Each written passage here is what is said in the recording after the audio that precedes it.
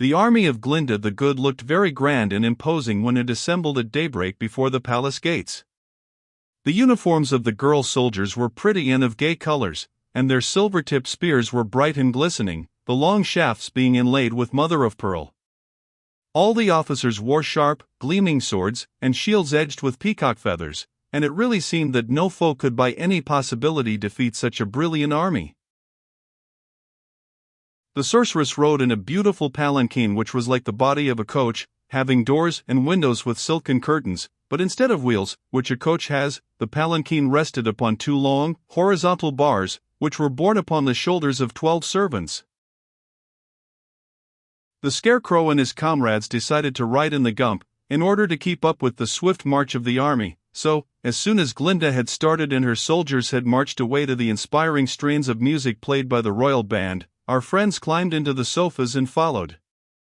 The Gump flew along slowly at a point directly over the palanquin in which rode the sorceress. Image 278. "Be careful," said the Tin Woodman to the Scarecrow, who was leaning far over the side to look at the army below. "You might fall." "It wouldn't matter," remarked the educated Wogglebug. "He can't get broke so long as he is stuffed with money." "Didn't I ask you?" began Tip, in a reproachful voice. "You did," said the Wogglebug, promptly. "And I beg your pardon. I will really try to restrain myself." "You'd better," declared the boy. "That is, if you wish to travel in our company." "Ah! I couldn't bear to part with you now," murmured the insect, feelingly, so Tip let the subject drop. The army moved steadily on, but night had fallen before they came to the walls of the Emerald City. By the dim light of the new moon, however, Glinda's forces silently surrounded the city and pitched their tents of scarlet silk upon the greensward. The tent of the sorceress was larger than the others, and was composed of pure white silk, with scarlet banners flying above it. A tent was also pitched for the Scarecrow's party, and when these preparations had been made, with military precision and quickness, the army retired to rest. Great was the amazement of Queen Ginger next morning when her soldiers came running to inform her of the vast army surrounding them. She at once climbed to a high tower of the royal palace and saw banners waving in every direction and the great white tent of Glinda standing directly before the gates. "We are surely lost," cried Ginger, in despair, "for how can our knitting needles avail against the long spears and terrible swords of our foes?" "The best thing we can do," said one of the girls, "is to surrender as quickly as possible, before we get hurt." "Not so," returned Ginger, more bravely. "The enemy is still outside the walls, so we must try to gain time by engaging them in parley. Go you with a flag of truce to Glinda and ask her why she has dared to invade my dominions, and what are her demands." So the girl passed through the gates, bearing a white flag to show she was on a mission of peace, and came to Glinda's tent. "Tell your queen," said the sorceress to the girl, "that she must deliver up to me old Mombi, to be my prisoner. If this is done, I will not molest her farther." Image 280. Now when this message was delivered to the queen it filled her with dismay, for Mombi was her chief counselor, and Ginger was terribly afraid of the old hag. But she sent for Mombi, and told her what Glinda had said. "I see trouble ahead for all of us," muttered the old witch, after glancing into a magic mirror she carried in her pocket. "But we may even yet escape by deceiving this sorceress, clever as she thinks herself." "Don't you think it will be safer for me to deliver you into her hands?" asked Ginger, nervously.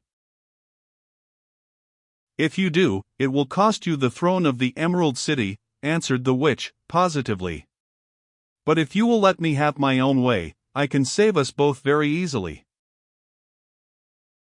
"Then do as you please," replied Ginger, "for it is so aristocratic to be a queen that I do not wish to be obliged to return home again, to make beds and wash dishes for my mother." So Mombi called Jellia Jam to her, and performed a certain magical rite with which she was familiar. As a result of the enchantment, Jellia took on the form and features of Mombi, while the old witch grew to resemble the girl so closely that it seemed impossible anyone could guess the deception. "Now," said old Mombi to the queen, "let your soldiers deliver up this girl to Glinda. She will think she has the real Mombi in her power, and so will return immediately to her own country in the south." Image 282. Therefore Jellia, hobbling along like an aged woman, was led from the city gates and taken before Glinda. "Here is the person you demanded," said one of the guards, "and our queen now begs you will go away, as you promised, and leave us in peace." "That I will surely do," replied Glinda, much pleased, "if this is really the person she seems to be." "It is certainly old Mombi," said the guard, who believed she was speaking the truth, and then Ginger's soldiers returned within the city's gates. The sorceress quickly summoned the Scarecrow and his friends to her tent, and began to question the supposed Mombi about the lost girl Ozma. But Jellia knew nothing at all of this affair, and presently she grew so nervous under the questioning that she gave way and began to weep, to Glinda's great astonishment. "Here is some foolish trickery," said the sorceress, her eyes flashing with anger. "This is not Mombi at all, but some other person who has been made to resemble her. Tell me," she demanded, turning to the trembling girl, "what is your name?" This Jellia dared not tell, having been threatened with death by the witch if she confessed the fraud. But Glinda, sweet and fair though she was, understood magic better than any other person in the land of Oz. So, by uttering a few potent words and making a peculiar gesture, she quickly transformed the girl into her proper shape, while at the same time old Mombi, far away in Ginger's palace, suddenly resumed her own crooked form and evil features. "Why, it's Jellia Jam," cried the Scarecrow, recognizing in the girl one of his old friends. "It's our interpreter," said the Pumpkinhead, smiling pleasantly. Image 284. Then Jellia was forced to tell of the trick Mombi had played, and she also begged Glinda's protection, which the sorceress readily granted. But Glinda was now really angry, and sent word to Ginger that the fraud was discovered and she must deliver up the real Mombi or suffer terrible consequences. Ginger was prepared for this message, for the witch well understood, when her natural form was thrust upon her, that Glinda had discovered her trickery. But the wicked old creature had already thought up a new deception, and had made Ginger promise to carry it out. So the queen said to Glinda's messenger,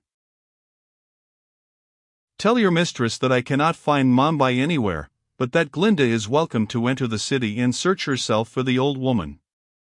She may also bring her friends with her, if she likes, but if she does not find Mombi by sundown, the sorceress must promise to go away peaceably and bother us no more."